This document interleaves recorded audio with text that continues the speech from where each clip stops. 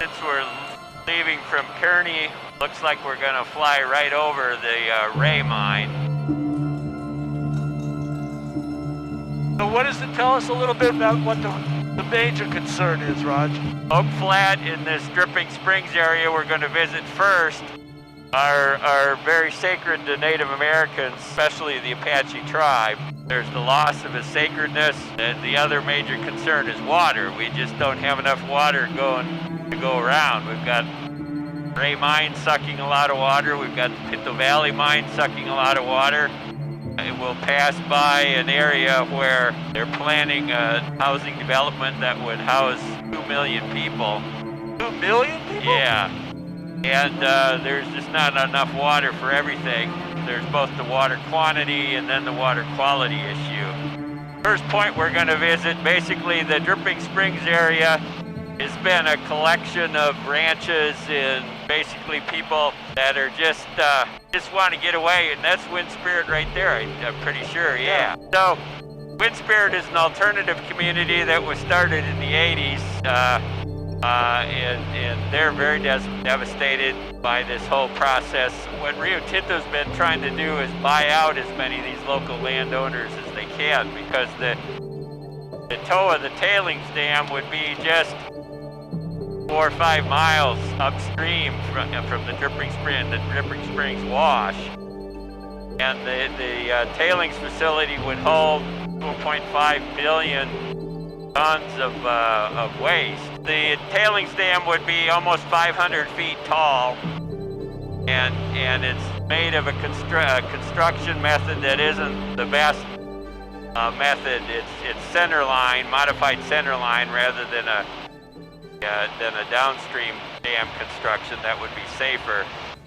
And should that facility actually fail, basically the people in Wind Spirit there would have 15-20 minutes to get out of the way, or they'd be buried under billions of tons of waste. Basically, we'd be over now where the tailings would be if this thing is built.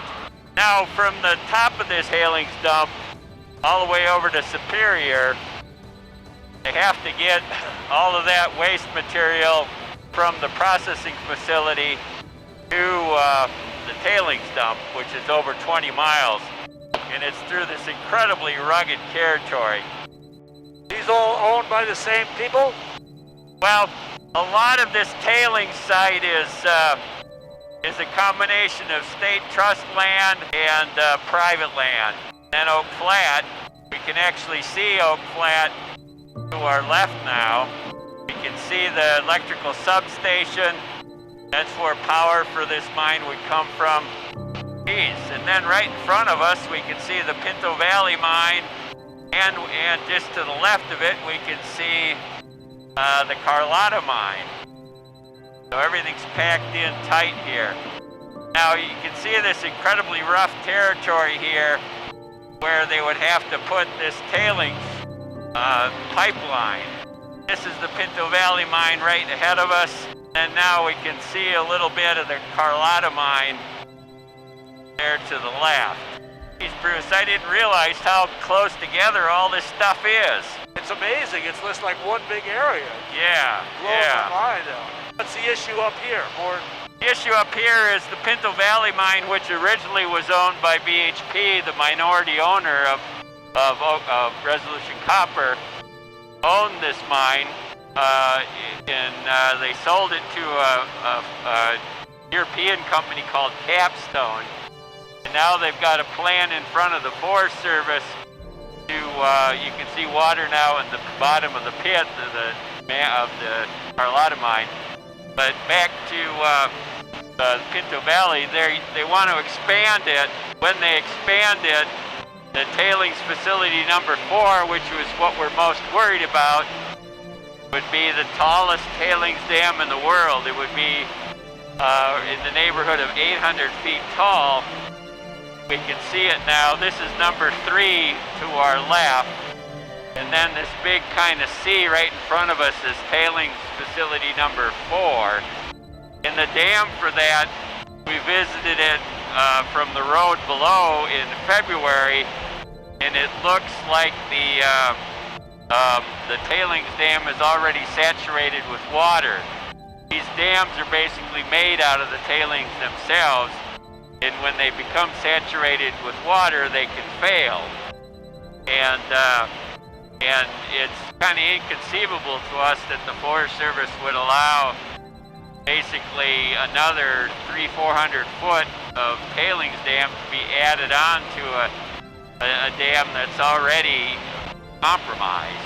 Now the situation is, we can see ahead of us, we can see Roosevelt Lake, which feeds much of the water for the city of Phoenix.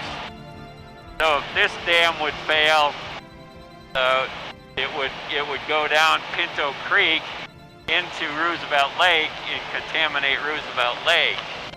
Is this Forest Service land you were saying? We're over Forest Service managed land right now. So now we can get a pretty good view of the tailings facility, but what concerns me is the salts that you can see the white area going down into the gray. That's salts that is an indication of water problems. Now, as we're banking here, you can see the vegetation riparian area in front of us. That's Pinto Creek, which was amazing country, but because of this mine and the dewatering, it's a real problem with water in the creek. Now you can see the pit from the Carlota mine. That's a mine that we all fought and lost. But some of the things that we pointed out as being problematic, the amount of clay that's in the ore and a couple other problems, this mine never really panned out the way they thought it would be. So now they're closing it down early, simply because it just didn't work out. So I think that's a good example that these guys would just listen more to the public. They would avoid a lot of problems down the road. So now we're coming back into the Oak Flat area. Just to the left of us now, that deep canyon, that's Gone Canyon. We're coming over Oak Flat itself. Oak Flat kind of starts at the Highway 60. So the route of the tailings would tunnel underneath this mountain just to our right. Then it would cross Gone Canyon south of Highway 60, and then it would head across to the area we just passed. So Oak Flat now is off to our left. You can see why it's called Oak Flat, because it's flat relative to what's around it. And now we're passing over on our left. That's Apache Leap. That's what we're worried that would be destroyed should the subsidence be more than Rio Tinto thought. You can see the slag pile, the black from the old smelter from the old magma facility. All along Rio Tinto's Marco Railroad, which you see down to the left of us, just to the north of Highway 60. That's the route where they would get water from the Central Arizona project in the well field they want to develop. And that's also where they would pump copper concentrate in a slurry to a loading facility we'll pass over. That loading facility would then take the water out of the concentrate, put it on railroad cars. It would go down to the port of Guaymas, and then from Guaymas it'd be put on ships to be sent overseas, probably to China for... It is all copper. Yeah, copper, molybdenum. And what are they using the copper for these days? Pipe, wire, electronics. Is there more of a demand now than there was a while back because of the electronics? Not really. And that whole argument that the mines are using now, that we need to mine copper for the green revolution to basically go carbon neutral is just a load of bunk, basically. With the existing mines in Arizona aren't operating at near capacity, in some cases only half capacity. BHP owned the San Manuel mine that we flew over early on. That had 30 years worth of copper underground, and BHP just closed down the mine and left that copper underground. So I don't buy for a second this argument that we have to destroy Oak Flat just to go carbon neutral. So behind us and to the left is Picketpast Mountain, that volcanic mountain that kind of juts up on its own. Rio Tinto says that's the size of their ore body that would be a mile underneath. Highway 79 that's coming up on us. So we're following the route that the water would come for, pipelines, power lines, the copper concentrate. Well, again, there's not enough water to go around.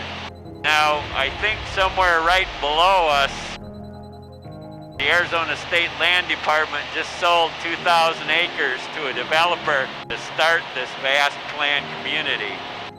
Let me just point out now, we can see now ahead of us the green area that is all irrigated agriculture land. This whole water table here would get really in danger of getting sucked out by these makeup wells. Right along this railroad corridor, probably where a road comes out to meet us, meet the railroad tracks, Rio Tinto has purchased about a bunch of land where they want to put the loadout facility. Now we're starting to see the Phoenix Sprawl basically coming this way. Oh, way down there, yeah. It's amazing. You look at these mountains, just rugged, wild. Yeah. And then as soon as you get over the first ridge, it's a mining camp. Superstition Mountains are to the left of us. You can see Weaver's Needle there. Yeah. Do people climb that? Probably. I think so.